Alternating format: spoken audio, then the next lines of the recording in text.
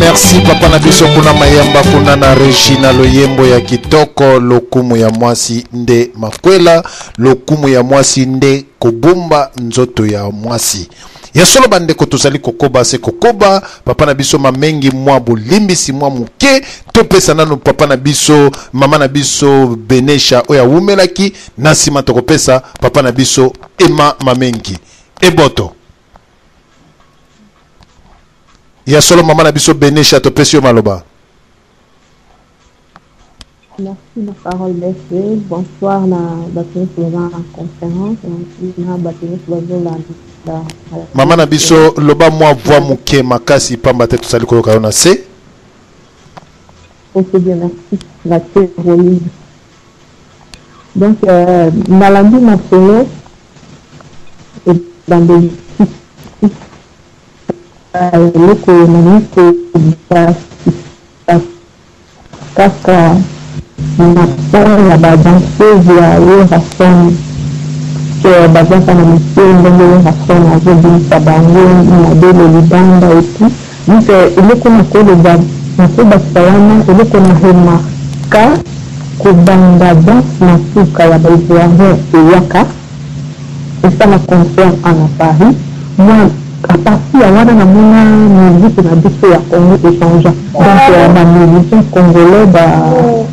imita moi de qualité ya baivoirien bakota musique na biso ndenge pe baivoirien imitaka musique na biso bakota na bango donc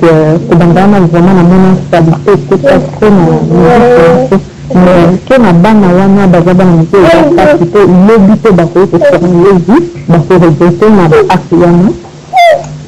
kokomisi na komona yango fasila kozomona na sika nzoto polele namona yango eza sika vraiment musique te ezana baza na bango deja basi ya ndimba batelemi badikre na ngazosala pub na bango kopesa message na bato baza na berger na bango donc contacter bango epi ye pe mbala moko donc vraiment c'est grave eloko nangi pe ebakisa problème ezali vraiment ndenge nini bamama bakoki kosala te na kopesa bana wana message direct pe koprépare moto moko na Congo kopesa bango na te ya vraiment na banzi esika oyo mwana ezali kotia makelele na banzi ndeko oyo azali kotia makelele na mwana ezali vraiment komeka kopekisa mwana pamba te ezali ko déranger et ficher. Merci maman na biso Benesha zoya yo maloba. Bien merci. Donc ndeko le problème ezali ko muka ko s'organiser na moto moko aza pembeni bana wana aza koexposer nzoto na bango wana préparer bango na age na bango vraiment un jour bakoki koregrete basala musique na bakende vraiment na sika ndenge wana te kokomisi eza mpasi mboka eza vraiment na mpasi eza na bana nécessité bakomi na baniveau wana bapara na bango bazaki na choix te mpasi eleki batingi bana bango batela musique te bazwa mwa ndenge ya kovivre mboka mpasi eleki donc moi intervention avec une meilleure ça sur musique na biso wana et en plus bakongole pe e bakotaka baconcert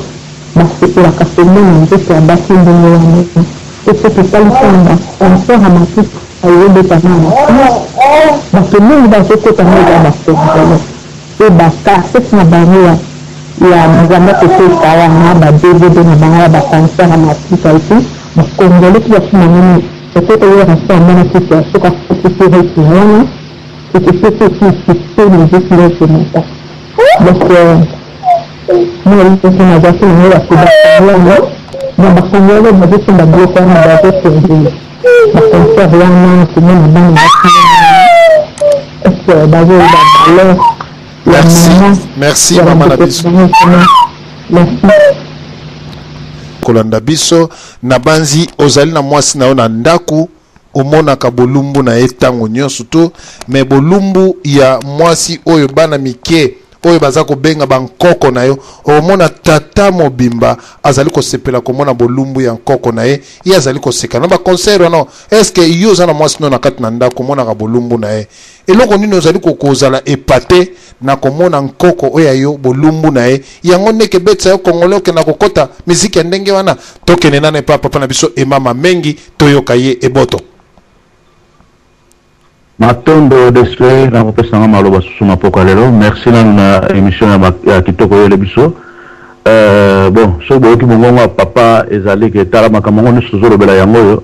Lelo soki mboko na biso zaki na kimia ba mama esengaki te ke basala, esengaki bavana na ndako. Mais na bamboka bapaya oyebi bino moko esengi foko koluka mwa lipa papa ke na tongo tanga zongi mama kene na pokwa. Na kopesa nano liboso yenge na ba mama nyonso to bazana kati na régie. Et puis ba obazo la tabiso bambote ya mingi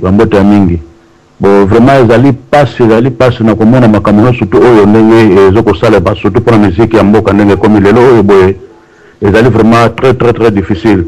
bon na moni côté akawera to nya chango mingi parce que yango lelo oyo ndezo ningisa na koloba Europe auto diaspora mais soto zongi lisusu kaka na kati ya musique yango lisusu tozali auto benga lelo pe musique chrétienne. Bon, côté musique chrétienne, tu allais prendre maman ou le père que bébé ça les sous. Ou te maman lor mbongo. Na si baser na ngabo na kati aba maman na ngabo ibi makambo lor mbongo parce que rôle ni azo jouer na kati ya gouvernement Kabila. Donc to koko chope mai na monokote to lo belaka nyo surtout o ezo mona eza ya mabe. Donc lor mbongo pene nga zala ba maman na ngai bino pe o bozana contact na ye. Je crois maman geto na contact lor mbongo. Bon me kapé ko solana ye atika makambo wana. Donc il a la bonzambe atende batu atende ba gouvernement aux en place alakisa bango bonzambe alakisa bango ndelo lengeni ba ko kambela peuple mais ceux qui yemo le sous azo kota na kata mabe wana nyoso ka pona libenga ya zo tonsa libuma zo tonsa ndako na zo tonsa bana na bongo siko biso biba mama bozo lela awat ezo sala biso passé na ko pesa un exemple amuke na musalaka pesa na salaka tozo sala na batir que moninga moga marocain alobaki mabena lisanga to fanda ka wana pona bino ka ba mama na sala nga passe nga be moninga ba yo solo baboye ozuma te pino tuzana mama pembeni awo non aza mama na ite nga mama na yote mutabota wana ni mwasi te oyo mwasi me yete mais qu'est-ce que différence mama wa bota na mama wa tuzana pembeni différence mo za wana te atika lagi na soni ti mo ka vendre conscience ne sali asenga nga bolimbisi tanga déplacer que vraiment maman na tire ka talinga alobi vraiment aux gentil biso no landais babengi yango ke lif maman egeta zo comprendre abiko za gentil papa atali ayeba comprendre te mais eloko uti pa mutu mwindo nenga masula biso bayindo toza ba niama toza so eloko ni na yebite ma comprendre te vraiment ngabi non maman aboti yo maman auto vani na différence mo za wana te. Donc pesa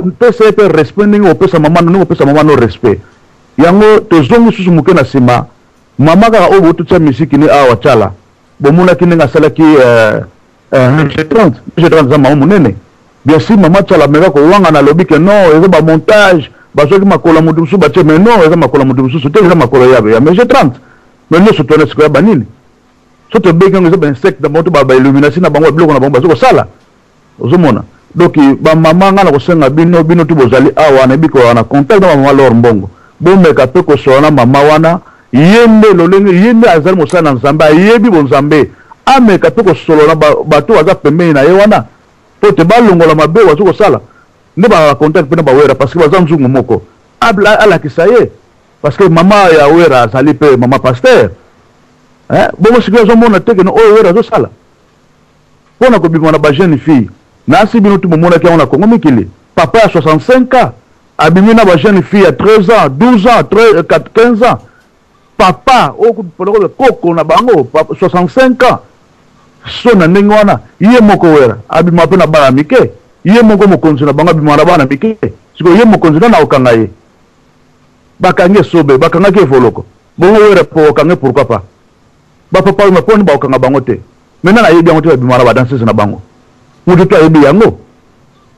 ozomona ezali passe vraiment ezali passe ba mwana ngai tozo comprendre bino dondenga ka mbutambala lobaki lelo ga esaka pona lelo te bino nde to na bikolonio surtout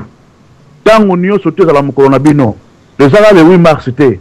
tango nyonso na posa na bino tango nyonso tolandaka bino nsima ezali mpenza bongo yango nde fo tosala makasi na kongo ya sika toyeba keno mokolo lelo bino bamama bokoki koningana te bokoki kosata misala te tokotia yango mpena jour moko officiel ke bino mpena fo bopema soki ezalaki tozalaki mamboka na biso bamama bolingo tosala ta lelo tovandi bo tozobela esika bamama eteke mama vanda aloba me nga papa navandi na défendre na nsima mama me mama mpo nini mama aza na mosala papa aza na ndako azofanda na bana mpo na nini mpo bamboka bapaa tovandi wana oyo tozoma kosala te bamama na ngai courage ngai na kosote bino mpe na kopesa bino courage ya mingi bodécourage te courage ka longonya na oyo nyonso bozosala donc akongo asala na bino napesi bino bena longonya courage vraiment nde namoni na suki awa deswe nazosima lobe pa na bino matondo eboto papa na biso ema mengi tokei epai ya papa na biso odom pambu nde tokolekana lisusu epai ya papa na biso JP Ukanda papa na biso odom pambu topesi yo maloba. Merci DCV. Moi je pense que na kovandaka na thème ndenge bandeko bakoloba namoni mpenza ba message ya bamama na biso eza trop fort et naina senga eloko moko. Moi je pense que omoni na moto ya Weranson je pense que à chaque fois nga avana lala na réfléchissaka mpona oyo abengi mboka nabi papa mamingi autoloba alobi très kitoko bapapa nyonso baleke so alobi très kitoko papa Jean Okanda mais eza mawa DCV pourquoi nabi ya mawa lelo congolais azoyeba te. Moi je pense que soki bolandi bainterview oyo ya Weranson olandi interview mingi oyo asala okomona premier interview na ye azalaka na tendance mosusu makambo aloba esoka meme nga même quand on dit on méche 30 aza maman malgré aza leki aza maman parce que moi nzoto bolimbisanga mo moke bamama po il faut tomeka kokemete mbala moko nzoto mwasi so akomi bia na âge ya 13 ans soki aza na nzoto moko mpena ya développement nzoto ata otandi mama ya 37 ans na différence ezalaka nango te nayebi toa d'accord. Alors soki mwana ya 14 ans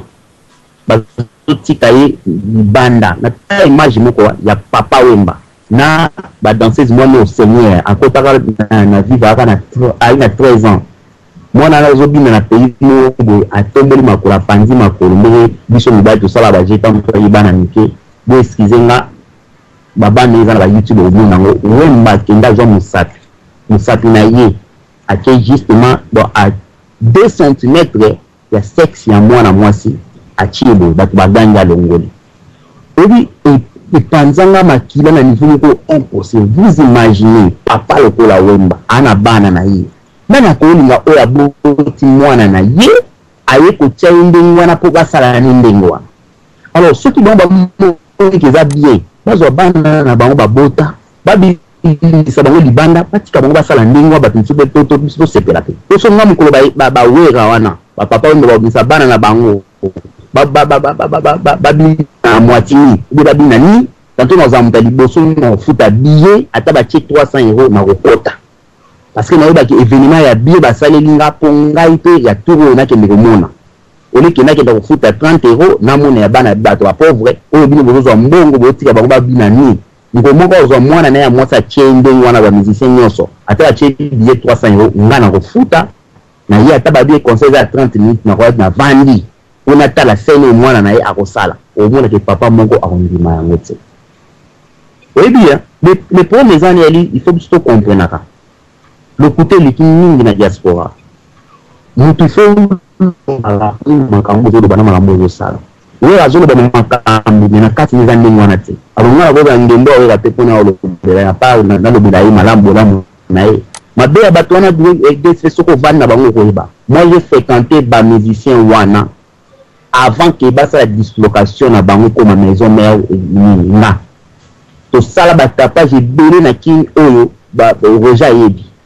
mais na ce qui sont poussé par musicien ni ça m'explique à moko ata bolia kana ye ba didi ba cause ba shela wana baba to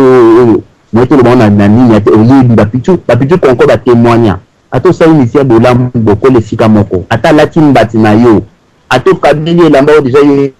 au salani au linga mingi